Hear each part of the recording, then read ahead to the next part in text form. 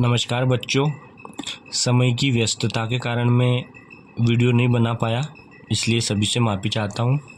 पर परीक्षा से पूर्व इन प्रश्नों को ज़रूर देखिए और जिन बच्चों ने चैनल को सब्सक्राइब नहीं किया वो सब्सक्राइब कर लीजिए ताकि नया वीडियो डले तो आपको तुरंत मिल जाए, मुझे बार बार ग्रुप में शेयर ना करना पड़े। और सब्सक्राइब और लाइक करने में कंजूसी मत करो, है ना। पहला प्रश्न है, भारत की लंबी तटरेखा के क्या प्रभाव है। तो देखो, भारत की लंबी तटरेखा के निम्न प्रभाव है।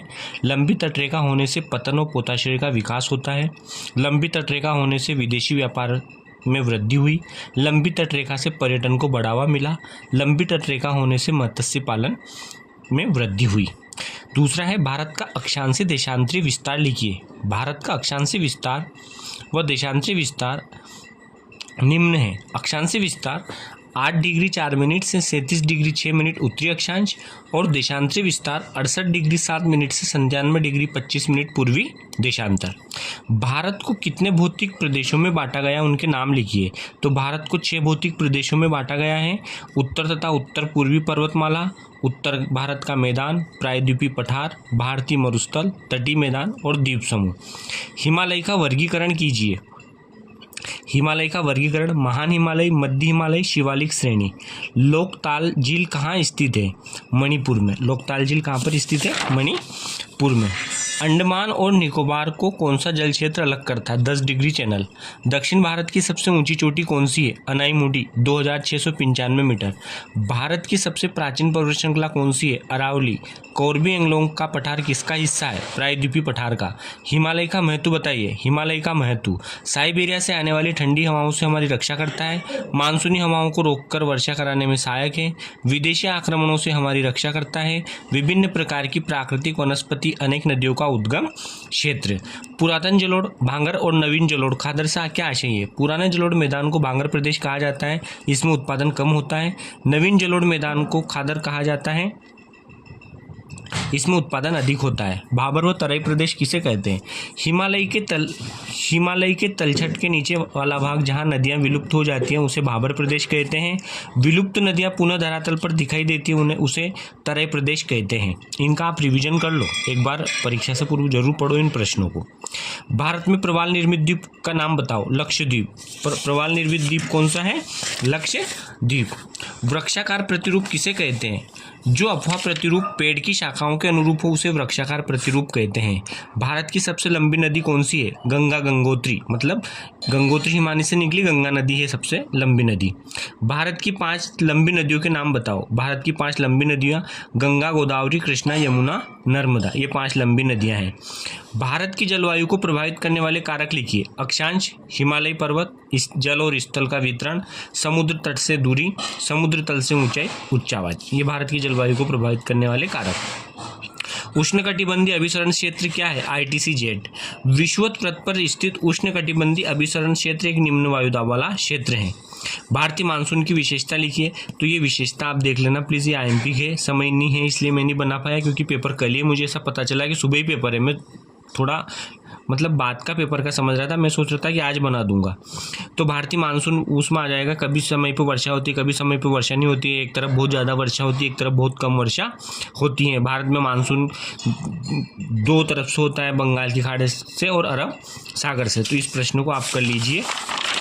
अगला प्रश्न है, ज्वालामुखी द्वीप का नाम बताइए। अंडमान निकोबार द्वीप समूह। प्रायद्वीपीय पठार का महत्व लिखिए। खनिजों की उपलब्धता, उपजाऊ मृदा, प्राचीनतम भूभाग, गोदावरी, कृष्णा, कावेरी जैसी नदियों का उद्गम क्षेत्र। ब्रंश घाटी में बहने वाली 2 नदियों के नाम बताओ। नर्मदा और ताप्ती। मतलब ये बहुत शॉर्टकट में प्रश्न है, मतलब इन प्रश्न आपने साल भर पढ़ा ना, अगर आप 15 मिनट की वीडियो देख लोगे तो आपका नुकसान तो नहीं होगा, पर इन प्रश्नों को आप बहुत अच्छे से कर लो। क्या पता यही प्रश्न सारे आ जाए और आप पेपर में अच्छे से कर लो, इसलिए इनको कर लेना। जो बच्चा नहीं पढ़ा ना उनको तो ये बिल्कुल ये प्रश्न करके जाना, कोई आपको फेल नहीं कर सकता है। ब्रंश घाटी में बहने वाली 2 नदियों के नाम बताओ। नर्मदा और ताप्ती। पश्चिमी तटीय मैदान पर कोई डेल्टा क्यों नहीं है? भारत के पश्चिमी तटीय मैदान पर नदियों का जो बहाव है वो काफ़ी तेज है। दोनों ओर पर्वत कगार होने के कारण नदियां तेज बहकर सीधा सागर में मिल जाती हैं, इसलिए कोई डेल्टा नहीं है। साथ ही नदियां कम दूरी तय करती हैं, इसलिए अवसाद इकट्ठा नहीं कर सकती। उत्तर भारत तथा दक्षिण भारत की नदियों में तुलना कीजिए।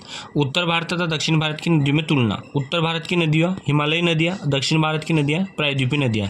इस प्रश्न को वो ऐसे भी पूछ सकता है कि प्रायद्वीपीय नदी और हिमालयी नदियों में अंतर बताओ, तो भी उत्तर यही रहेगा। बारहमासी होने से साल भर बहती हैं, मौसमी होने के कारण मानसून पर निर्भर है, लंबा मार्ग तय करती है, कम लंबा मार्ग तय करती है। गंगा, यमुना, सिंधु, ब्रह्मपुत्र एवं इनकी सहायक नदियाँ इसमें सम्मिलित है। गोदावरी, कृष्णा, कावेरी, महानदी व सहायक नदियाँ इसमें सम्मिलित हैं। इस प्रकार के प्रश्न इसमें आ जाएंगे। अगला प्रश्न है जैव विविधता के हास्य के लिए उत्तरदायी प्रमुख कारणों का वर्णन कीजिए। जैव विविधता हास्य के कारण वनों की कटाई से जैव विविधता का विनाश हुआ है। भूकंप, ज्वालामुखी, बाढ़ तथा सूखा का सबसे अधिक प्रभाव पारितंत्र पर पड़ा है। कीटनाशक और विषैली दवाओं से कमजोर प्रजातियां नष्ट हुई हैं। जैव विविधता के हास्य को रोकने के उपाय बताइए। वन लगाना, शिकार पर रोक लगाना, कीटनाशकों पर नियंत्रण करना, जीवों एवं वनस्पतियों के व्यापार पर रोक। पृथ्वी पर जल और स्थल का प्रतिशत क्या है? तो पृथ्वी पर जल 71% है एवं स्थल भाग 29% है, मतलब 71% भाग पर जल है, इसलिए पृथ्वी को नीलाग्रह कहा जाता है। पृथ्वी को नीलाग्रह क्यों कहते हैं? पृथ्वी के 7.1 भाग पर जल विद्यमान है। सौर मंडल में अन्यत्र कहीं भी जल विद्यमान नहीं है। जल की अधिकता के कारण पृथ्वी का रंग नीला दिखाई देता है और इसे नीलाग्रह कहते हैं। ये कुछ महत्वपूर्ण प्रश्न है जो मैं उत्तर नहीं लिख पाया, पर आपको करना है ये। मानसून की विशेषता लिखिए। मानसून का भारतीय अर्थव्यवस्था पर क्या प्रभाव पड़ा है? वनों के विभिन्न प्रकारों के नाम लिखिए। वन्य प्राणी संरक्षण के 3 उपाय लिखिए। सामाजिक वानिकी योजना क्या है? आपदा क्या है? सुनामी किसे कहते हैं? बाढ़ किसे कहते हैं? इन प्रश्नों को आपको करना है। अगर वीडियो में दिखाई नहीं दे रहा हो साफ साफ, तो मैं बोल रहा हूँ वो आपको सुनाई दे रहा है, तो आप कॉपी पेन लेके इन प्रश्नों को नोट करना और इनके उत्तर को करना। बस इसमें है वर्षा के प्रकार बताइए। वर्षा 3 प्रकार की होती है, संवहनी वर्षा, पर्वतीय वर्षा और चक्रवाती वर्षा। आकाश में सबसे ऊंचा बादल कौन सा है? पक्षाप बादल। वायुदाब मापने की इकाई क्या है? वायुदाब को मापने की इकाई मिलीबार है। सबसे अधिक वायुदाब कहाँ पाया जाता है? सबसे अधिक वायुदाब समुद्र तल पर पाया जाता है, 1013.25 MB मिलीबार। वायु राशि किसे कहते हैं? जब वायु किसी समांगी क्षेत्र, समांगी मतलब समान क्षेत्र पर पर्याप्त लंबे समय तक रहती है तो यह उस क्षेत्र के गुणों को धारण कर लेती है। तापमान, आर्द्रता संबंधी विशिष्ट गुणों वाली यह वायु राशि कहलाती है। मतलब वो हवा में धीरे धीरे वहाँ के उस क्षेत्र के गुण आ जाते हैं। ये समुद्र पे भी हो सकता है और धरातल पे भी हो सकता है, उसे हम वायु राशि कहते हैं। ज्वार भाटा किसे कहते हैं? चंद्रमा एवं सूर्य के आकर्षण के कारण दिन में 1 बार या 2 बार समुद्र तल का नियतकालिक उठने या गिरने को ज्वार भाटा कहते हैं। जब समुद्र का जल उठता है तो उसे ज्वार कहते हैं और वापस नीचे जाता है तो उसे भाटा कहते हैं। पृथ्वी की उपसौर की स्थिति कब होती है? जनवरी में होती है। संसार के प्रमुख मत्स्य क्षेत्र किन स्थानों पर है जहाँ पर ठंडी और गर्म जलधाराएं मिलती हैं? आइकोलॉजी शब्द का प्रयोग सर्वप्रथम किसने किया था? 1869 में अर्नेस्ट हैकेल ने। पारितंत्र किसे कहते हैं? किसी विशेष क्षेत्र में किसी विशेष समूह से जीवधारियों का भूमि, जल अथवा वायु अजैविक तत्वों से ऐसा अंतर संबंध जिसमें ऊर्जा प्रवाह व पोषण श्रृंखलाएं स्पष्ट रूप से समायोजित हो, उसे पारितंत्र कहा जाता है। बायोम क्या है? पौधों एवं प्राणियों का एक समुदाय जो एक बड़े भौगोलिक क्षेत्र में पाया जाता है, बायोम कहलाता है। संसार में 5 बायोम हैं। तो धन्यवाद बच्चों, ये यहीं पर समाप्त हो गया। और सभी को परीक्षा के लिए बेस्ट ऑफ लक। अच्छे से पेपर करना और समझ के करना, और इन प्रश्नों को प्लीज़ एक बार ज़रूर पढ़ लेना और चैनल को सब्सक्राइब करना मत भूलना बस। Thank you.